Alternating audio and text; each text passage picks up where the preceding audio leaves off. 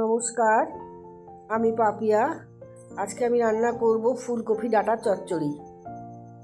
আমি এখানে দুটো বড় সাইজের ফুলকপি ডাঁটাগুলো কেটে নিয়েছি। পাতাগুলো সব ছাড়িয়ে দিয়ে আলু ভাজার মতন যেরকম আলু কাটে ওরকম সরু সরু করে কেটে নিয়েছি।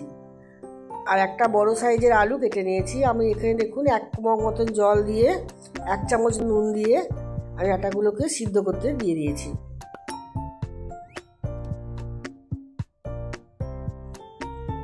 দেখুন ডাঁটাগুলো আমার সিদ্ধ হয়ে গেছে। ডাঁটাগুলোকে আমার পুরো সিদ্ধ করব না, 80% সিদ্ধ করব।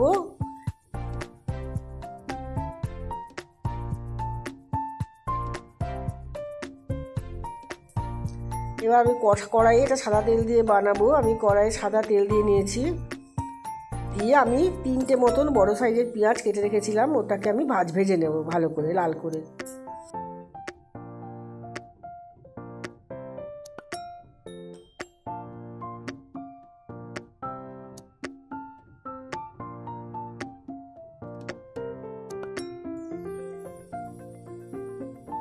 দেখুন পেঁয়াজগুলো আমার গোল্ডেন কালার এসে গেছে। এবার পেঁয়াজগুলো তুলে নেব।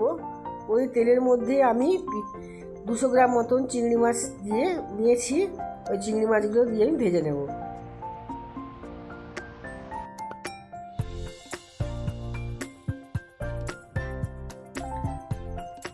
এখানে আমি 2টো শুকনো লঙ্কা আর একটুখানি কালো জিরের ফোড়ন দিয়ে নিয়েছি। আর আমি খুব অল্প তেলে রান্নাটা করব। ওই একই তেলের মধ্যেই আমি দিয়ে দিয়েছি। এবার আমি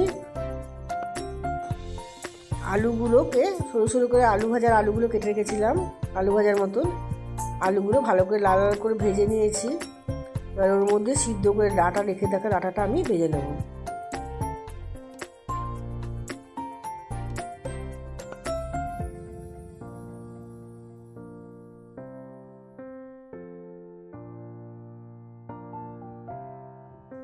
দেখুন ডাঁটাগুলো মোটামুটি ভাজা হয়ে গেছে।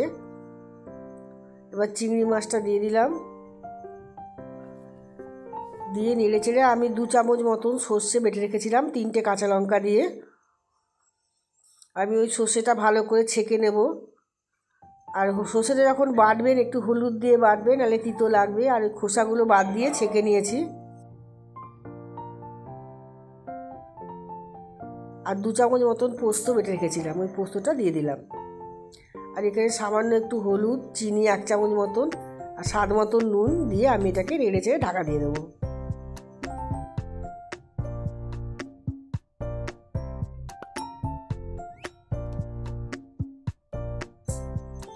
এখানে 7 মিনিট মতন আমি ঢাকা দিয়ে রেখেছিলাম, এটা লো ফ্লেমে। দেখুন এই জলটা আমার শুকিয়ে গেছে, আটা চচ্চড়িটা প্রায় হয়ে গেছে আমার। আর একটু আমি নেড়ে চেড়ে নেব। এর মধ্যে যে পেঁয়াজটা আমি ভেজে রেখেছিলাম ওই পেস্টটা আমি দিয়ে দেবো।